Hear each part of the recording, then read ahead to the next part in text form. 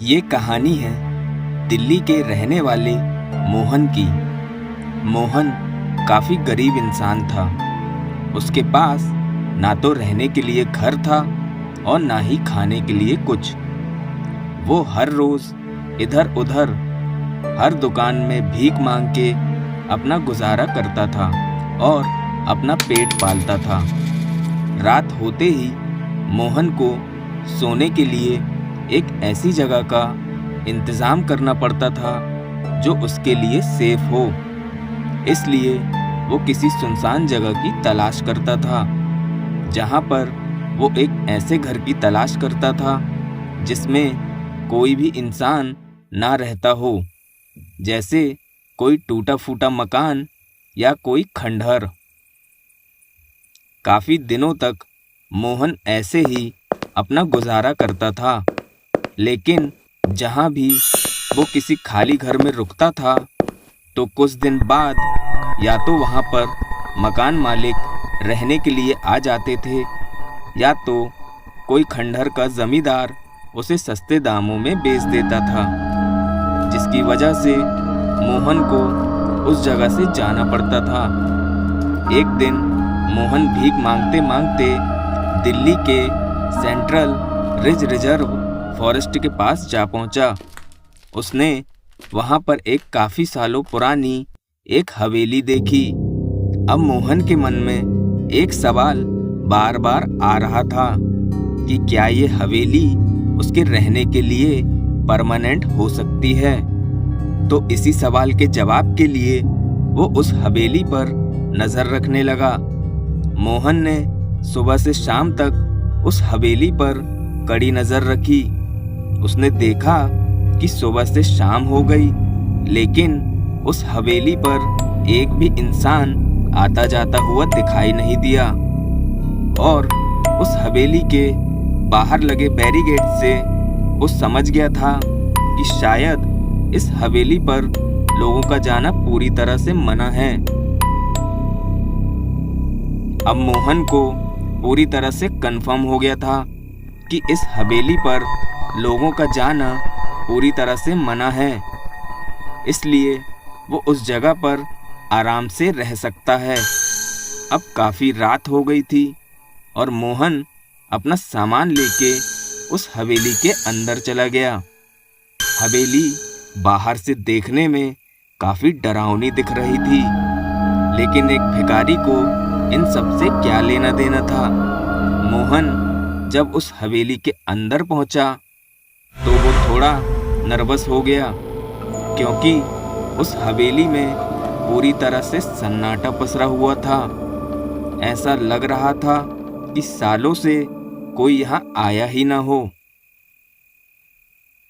अब मोहन एकदम बेफिक्र होके अपना सामान रख के एक जगह पर बैठ गया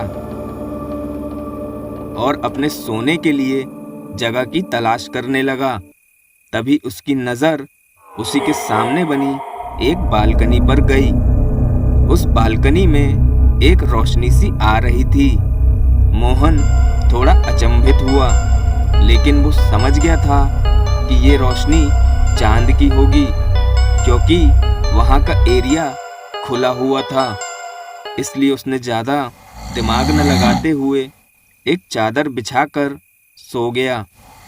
कुछ देर बाद वहीं कहीं से पायल की अचानक आवाज आने लगी और वो पायल की आवाज अचानक से काफी तेज हो गई, लेकिन मोहन पर उस आवाज का कोई भी असर नहीं हो रहा था, क्योंकि मोहन तो काफी गहरी नींद में सो रहा था।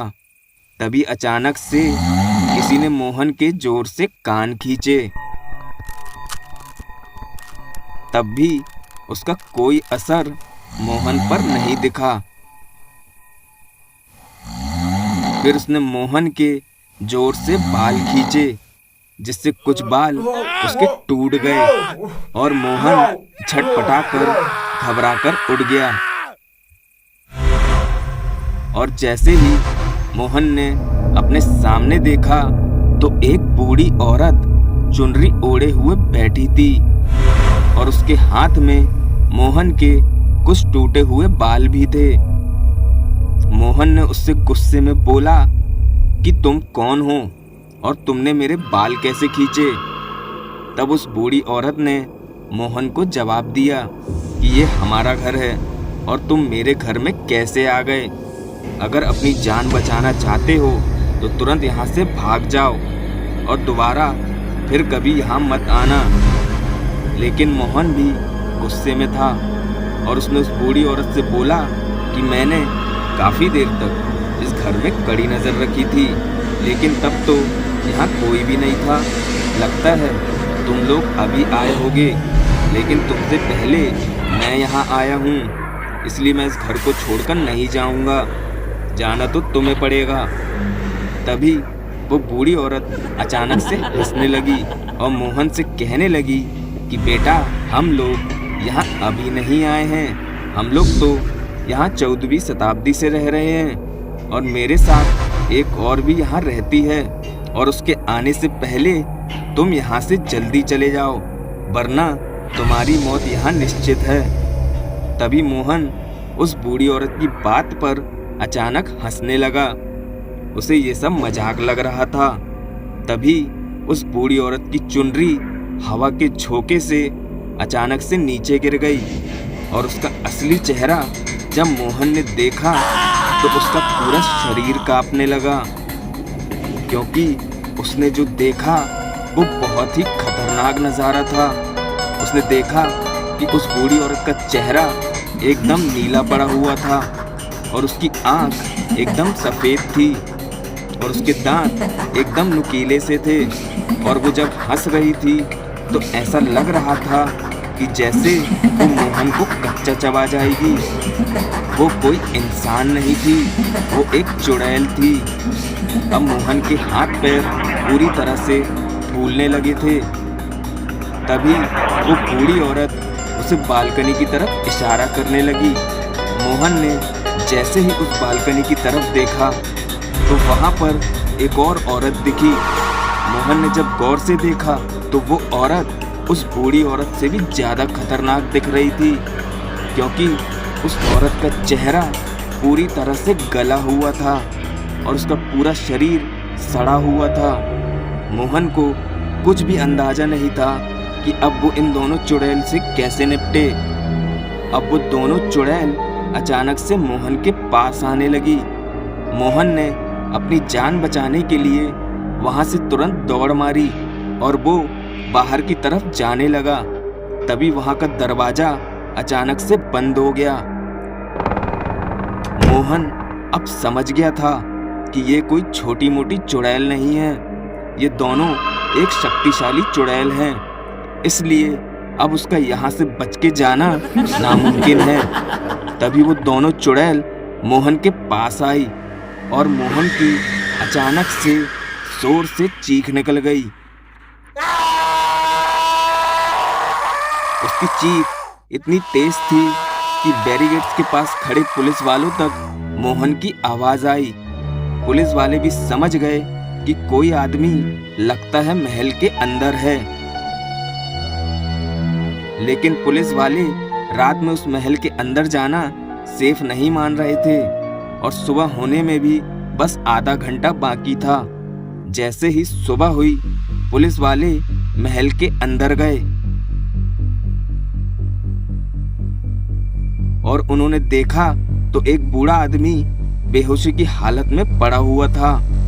तभी उन लोगों ने उस आदमी को तुरंत हॉस्पिटल में एडमिट कराया और मोहन को होश आने के बाद उसके स्टेटमेंट्स लिए गए तो उसने वहां हुई सारी चीज उन पुलिस वालों को बताई।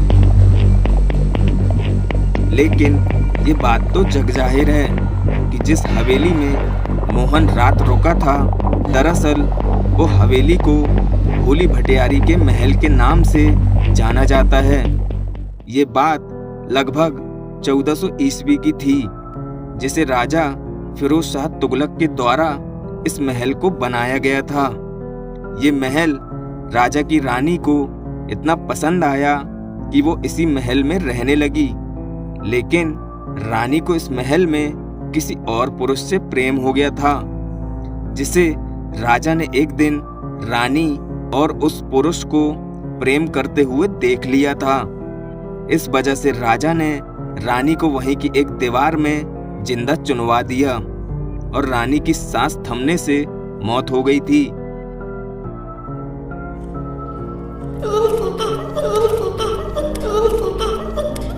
और वो बूढ़ी औरत जो थी, दरअसल वो राजस्थान के कबीले वंश की थी, जो रास्ता भटक कर इस महल में आ गई और वो भी इसी महल में रहने लगी और उसकी भी मौत इसी महल में हुई।